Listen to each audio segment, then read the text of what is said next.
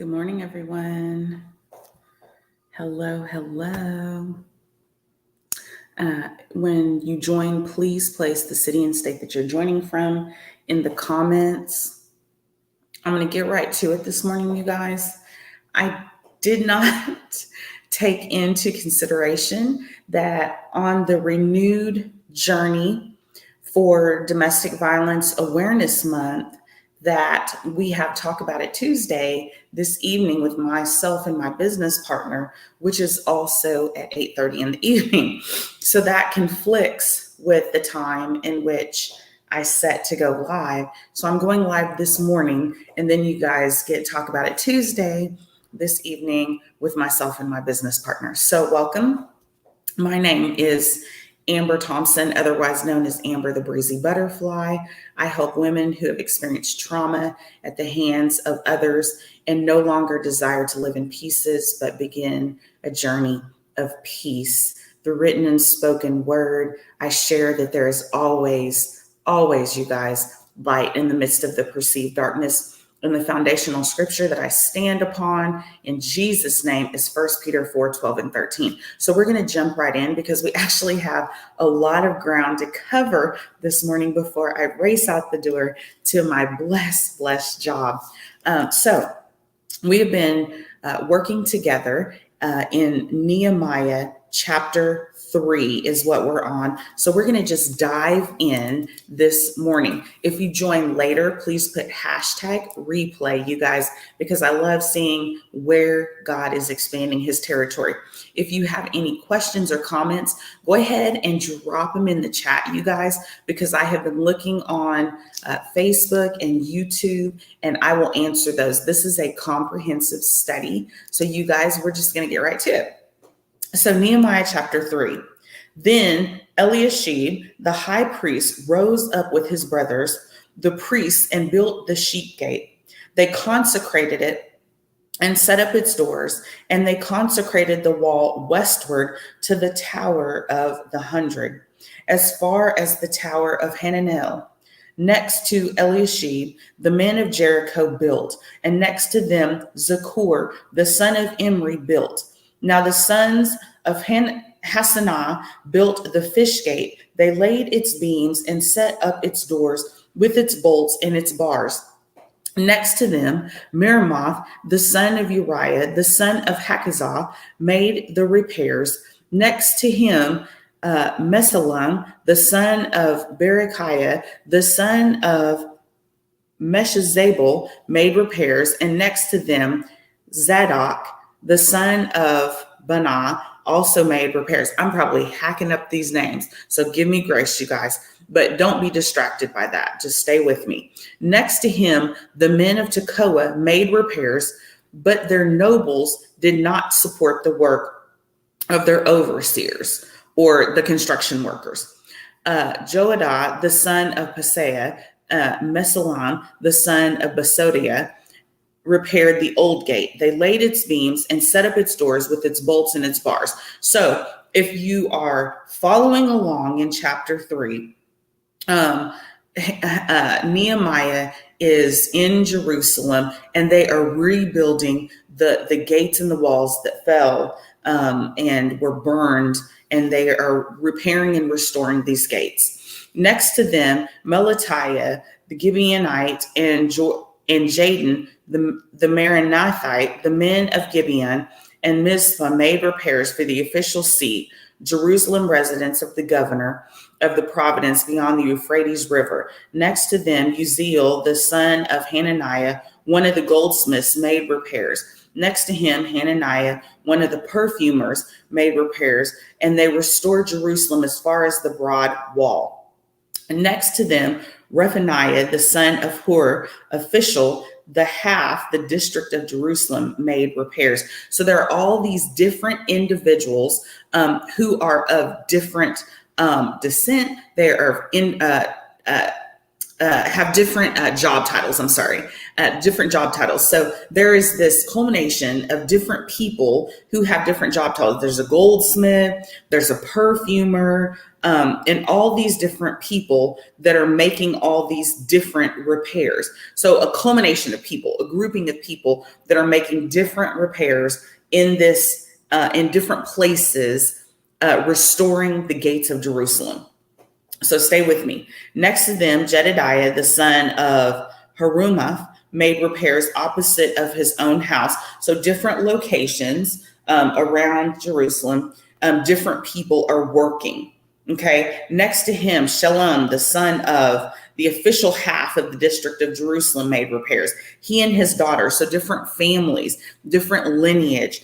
Hanam, the inhabitants of Zanoah, repaired the valley gate. So different parts of the gate, different familial groups, you guys, built it and set up its doors with its bolts and its bars, and repaired 1,000 cubits, which is approximately 1,500 feet of the wall, as far as the refuse gate. Malachijah, the son of Rechab, the official of the district of Beth-Akarim, repaired the refuse gate. He rebuilt it and set its doors with its bolts and its bars. So people who have a bunch of different giftings are getting together, and they're doing different things in different locations of this gate in this city. Shalom, the son of Kolhozeh, official of the district of Mizpah, repaired the fountain gate. He rebuilt it and covered it with a roof and set up its door with its bolts and its bars. People who have different expertise are working on this gate, you guys. The wall of the pool of Shalom by the king's garden, as far as its stairs that descend the eastern slope. So this is huge. I mean, all the way around. And as we talked yesterday and pointed out that the gates around a city during biblical times would be kind of tantamount to law enforcement in our time, in like 2022. The way in which, like on the side of a police car, it says to serve and protect. In biblical times, these fortified gates and walls kept cities safe. And so they are repairing and restoring all these different laborers, these different individuals that have these different giftings are helping and coming together to restore Jerusalem. After him, Nehemiah, the son of Azbuk, official of half of the district of Bethzor, repaired the wall as far as a point in front of the tombs of David, and as far as the artificial pool in the house of the guards. So they're going all the way around in these different locations, and people are strategically placed at these locations. You've heard that there's different families that said made repairs with his daughters. So people are coming. And if you can kind of imagine, I was kind of setting the tone or the setting in my mind, right, of what this might look like. You have different people, you have men maybe with kind of their tool belts, and they're coming. You see people with maybe wheelbarrows and their families that, come on, we're going to help at the gate today. And then there would be these different construction, maybe foremen, if you will. And it talks about overseers, and there's bolts and there's bars, and it talks about the different cubic feet of wall. So, I mean, this expansive wall, it was around the huge city of Jerusalem, you guys. And people are coming and they're saying, okay, so I got off work today. Let's go help work on the gate today. And they gather up their families and they're looking around. You know, modern times, we'd be in our garages, right? And you're looking around like, well, I have some nuts, some bolts, a hammer, you know, this and that. And you gather up what you have and you take it down to work on the gate together with your fellow, you know, countrymen, if you will, people in the neighborhood that are like, you know, so-and-so had something happen to their house. Let's go help. These people are going to rebuild this. It says, after him and his brothers carried out repairs under Bavai, the son of Henadad, official, the other half of the district of Kaliah. Next to him, Azar, the son of Jeshua, the official of Mizpah, repaired another section northward. So we already heard the Euphrates westward. Now we're in the northward section in front of the ascent of the armory at the angle in the wall. After him, Baruch, son of Zabai, zealously. So with zeal, people aren't complaining. They're with zeal, repaired another section toward the heel from the angle in the wall to the door of the house of Elishib, the high priest. After him, Meremoth, the son of Uriah, the son of Hagzog, repaired another eastern section from the door of Eliashib's house as far as the end of his house. After him, the priests and the men of the lower Jordan Valley carried out the repairs. So as you can see, it's going up and down and around, north, east, west. After them, Benjamin, now that's a name I can pronounce, and Hazhub made repairs in front of their house. So they're going in front of people's houses and up the hills and down into the valley, it says, the lower Jordan. After them, Azariah, the son of Messiah, the son of Ananiah, carried out repairs beside his own house. So people are kind of walking along these different sections and repairing another section in the wall. Palau, the son of Uzziah, made repairs in front of the angle in the wall and the towering projecting from the upper house or the palace of the king. So they're making, now they're the section that's in front of the palace, in the courtyard of the guard. After him, Pedadiah, the son of Parosh, made repairs. The temple servants were living in Opil, the hill south. So now we're at the south to the temple. And they made repairs as far as the front of the water gate on the east in the projecting tower.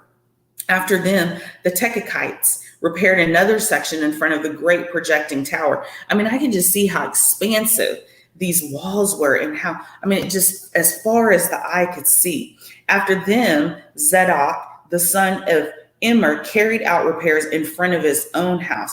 After him, Shemaiah, the son of Shechaniah, keeper of the east gate, repaired the wall. After him, Hananiah, the son of Shelemiah, the Hanam, the sixth son, Zalaph, repaired another section. We're almost to the end, you guys. After him, Meshullam, the son of Berechiah, carried out repairs in front of his own quarters. So they're getting to their own homes. After him, Melchijah, one of the goldsmiths, so another occupation. So a goldsmith is working. We heard of the perfumer. It said carried out repairs as far as the house of the temple servants and of the merchants. So a merchant in front of the inspection gate as far as the upper room of the corner.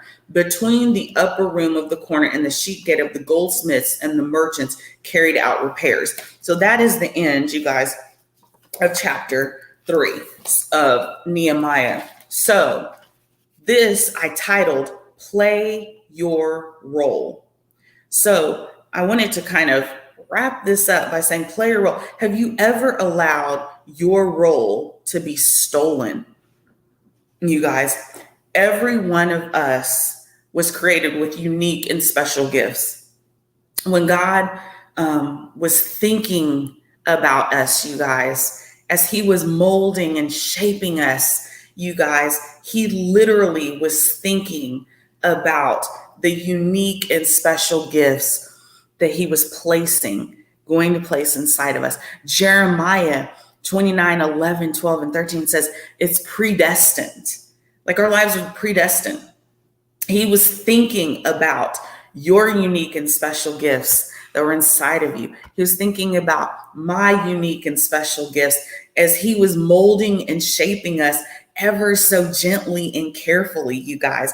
Our God is an intentional God. He is a strategic God, just the same way that as they were working on repairing and restoring the gates of Jerusalem, you guys, strategically placed. People were strategically placed the north part of the gate, the east part of the gate, the west part of the gate, as they were moving along that gate, those different family units, the goldsmith, the merchant, the perfumer, all of them had a strategic part in rebuilding the gates of Jerusalem, you guys. You guys have unique and special gifts that God placed in you as he was sitting there molding and shaping and lovingly creating each and every one of us. He placed things in us. So I had a meeting last night. So as I was meditating this morning and I was listening to the word and preparing to share the word with you guys, it popped in my mind that I was having a meeting last night with some small group leaders, and inadvertently we started talking about snowflakes. It made me stop and think that no one snowflake is alike. They fall from the sky, right? But I think it's earth science, I guess it would be. But anyways, in science, if you remember when you were a kid, it explained that there is no one snowflake that is alike. Well, if you think about us genetically, our DNA, our strands of DNA are all unique. God literally created each and every single one of us to be totally unique, you guys. All the way down to our genetic makeup, our strand of DNA, none is alike. But just like snowflakes, none of us are alike. Our giftings are not alike. There may be some commonalities of somebody saying, well, I sing, but you don't sing in the same way. You don't sound the same way. The intonation of our voices are not the same way. How it resonates when a song comes out. You can have 2, 3, 4, 5 singers that sing. It doesn't hit the same, right? It's completely different. You could have a prophetic gifting over your life. It's a completely different way in which that prophetic gifting manifests. You could be a poet. The way you write poetry is different than the next poet. You can be an author. The way that you write books is completely different than the next person. You could be a person that braids hair. That's a gifting. Not everybody can braid hair. When you lay hands on somebody or you're talking to somebody as you're styling their hair, braiding their hair, God is using you. You may have the gifting of being an usher at church as you're ushering people into the presence of Holy Spirit, the presence, the environment, the smile on your face, therapeutic touch. Some people, especially those of us that have been had an experience of domestic violence or sexual abuse, have maybe never had a therapeutic touch before. You could be that person. That's a gifting. So the uniqueness that you encompass is meant to be shared. Just like the rebuilding of the gates, you guys. The rebuilding, it could be the rebuilding of your family. Your gifting and the calling over your life is individualized, but it's the rebuilding of your family, the restoration of a bloodline, the restoration of several bloodlines, you guys, the repairing of a nation. You guys, it's not to be taken lightly. Some people think, well, I don't have anything. I guarantee you, every single one of us does, because Jeremiah 29:11-12 says it's predestined. The book of Nehemiah is about repairing and restoration. You heard the merchants, the goldsmith, the perfumer. They were all there to play a role. Have you allowed your role to be stolen by the things that happened to you in the past? Have you allowed it to lay dormant because maybe the guilt and the shame has made you feel as though you're not worthy to walk in that gifting? You are. Because we're letting the past be the past. It's a part of your testimony, but we're delivered and we're moving forward. We're going to lay those things at the foot of the cross, and we're going to leave it there so that God can do what? He can wipe the slate clean, and we can be emancipated. Okay? Our collective works, you guys, rebuild God's kingdom one testimony at a time. One testimony at a time. You saw or you heard as I was reading Nehemiah, it was the collective gifts. Don't discount your qualifications as a hairdresser, as a nail tech, as a perfumer, as an esthetician, as a greeter, as someone who smiles, as someone who's an encourager, as someone who's a hugger, as someone who has therapeutic touch, as someone who's a case manager, as someone who's joyful all the time, because sometimes you're choosing joy, because joy comes in the morning, because God turns pain into purpose, right? Tell your story, share your testimony, share your journey. I guarantee you, the people, as they were working on that wall, they were communing together. When they would take breaks from the wall, they would commune together and share their story together. And we all know that where two or more are gathered with that unified voice, God is stronger in the midst, right? So the walls of what happened must fall. The walls of what happened to you must fall. The walls of what happened to me must fall. And sometimes it's a process of continuous falling. I state this quite often that yes, I'm Amber the Breezy Butterfly and I'm a certified life coach, but I also have a therapist that I seek as well, because the walls of what happened must continue to fall, so the renewed gates can be rebuilt, you guys. Okay, so I pray that this was a blessing to all of you guys, because I have thoroughly been blessed as I've gone through Nehemiah, and as we are on the 14-day journey of renewed and repairing and restoration. And on that 14th day, you guys, it's the emancipation celebration, because we're moving forward. We are no longer the past, right? But the things of the past are definitely reflection tools.